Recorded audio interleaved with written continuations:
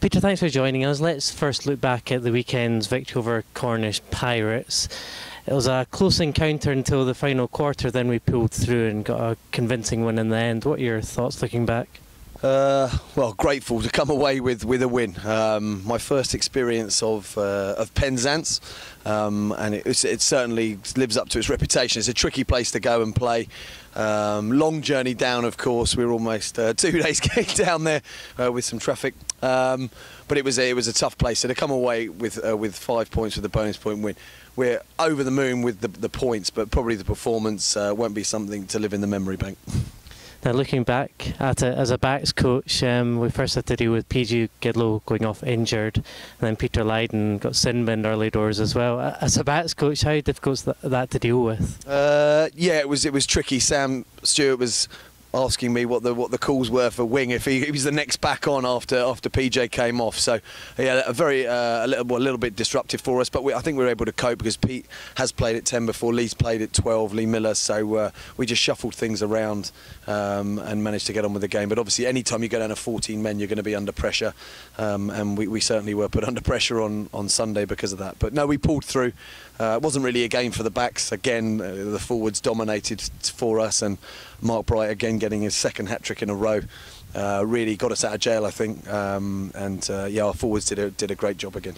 Was there anything said at half-time, because Cornish probably had the upper hand in the first half, and then we sort of grew into the game as the second half wore on and pulled away, as I said, towards the end. Were there any words said at half-time to sort of encourage the boys? Yeah, I think in the first half we were guilty of bad discipline, which gave the Cornish Pirates a lot of their field position and points, and we spoke about not giving away many penalties. And second half we were a bit more disciplined and dominated possession, and I think you mentioned we didn't score a point for 25 minutes in the second half, but we wore the Pirates down, and that reaped dividends in the last 10 minutes where we scored 2 tries and ended up winning the game convincingly. So yeah, it was a much better second half performance for sure. Looking towards this weekend, Bedford Blues, 3 o'clock kick-off on Saturday at Richmond Athletic Ground. What kind of game do you expect? Another physical encounter against the Blues? Yeah, look, they were on the end of probably a backlash from Rotherham's loss here. They got the reaction of Rotherham. I'm expecting we'll get the reaction of that game, because Bedford will come here off the back of losing a home game badly to Rotherham and need to react, and they probably didn't show up as physically as they would like, and so it doesn't happen often 2 weeks in a row. I saw the game against Bedford here at the end of last season. They're a very physical team, and we only won the game narrowly in the last 5 minutes. So very physical team, got some really big forwards, and you know, their backs will be up against the wall. They've lost 2 games, and they will come down here looking to upset us. So we've got to be ready for that physical encounter. But I feel if we are prepared for it, we're in a good position. We've had two big wins, and we'll hope to add with a good performance to that winning channel. How important is it to make this ground a fortress this season and try and pick up wins, if at all possible, on the road as well? Yeah, well, the nature of the tournament, the game's quite open. The weather's been really good to us at the beginning of the year, so not just winning games but scoring tries. I think we're lucky in the last couple of games that, you know, we've managed to put a lot of tries on the board, and that's certainly an aim for us as well. You know, we want to win games, but we want to win games by scoring tries and picking up bonus points wherever we can as well. And the last 2 weeks we've been good at that. And we look to do the same this week. And you know, obviously Bedford conceded 8 tries against Rotherham last week.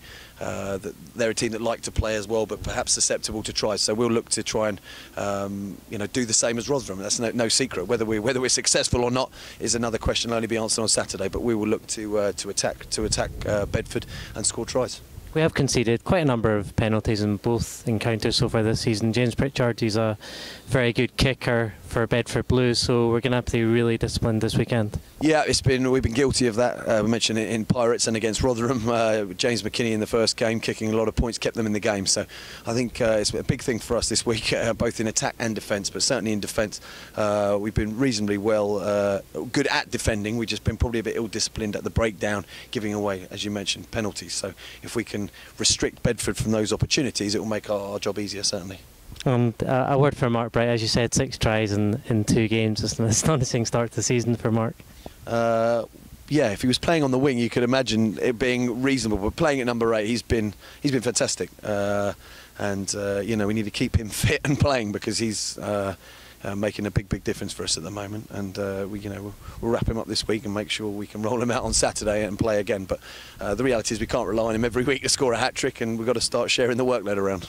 Yeah, how important is it to try and get the victory this weekend, bearing in mind we've got a huge encounter against Bristol less than 7 days later up at Bristol? Yeah, big 3 weeks for us. We have Plymouth at home the week after that as well. So 2 home games in the next 3. We'll be looking to obviously win them, and Bristol is a tough challenge. I saw their game against Worcester first weekend of the season, and they look like a team that are very motivated to win this league and go up. So that's going to be a big challenge. But first of all, we've got to focus on this Saturday and the controllables, which is, like you mentioned, turning the Richmond Athletic Ground into a fortress for us and winning games and winning them well. So the next challenge is Bedford, and we'll look to do it to them. And just finally, actually, are our wingers champing at the bit to get more hands-on ball? Like Matt Williams hasn't really got much ball in the hand, and Miles obviously got over at the weekend there, but they'll be championing at the bit to really get some space and try and get over that try line. Yeah, absolutely. They're probably not performing and not being able to perform as much as they can. So again, it's something we've spoken about. We've got 2 very fast wingers. We got some great backs, and perhaps at the moment we're not using them as best as we can, but without giving away too many tactics for the game. We want to get him involved, of course. We signed Matty Williams for his pace and his finishing ability, and perhaps at the moment he's not being allowed the opportunity. So we'll try and facilitate that. But it's a work in progress. Of course, not all parts of our game are firing on all cylinders. The important thing is we're winning games, and not many teams are at their best in September. It's about developing the game through the season, but everything is a lot easier when you're winning, of course. So we'll look at working on and making our game better. But certainly when you're winning, that's definitely an easier prospect. Good luck on Saturday. Thank you.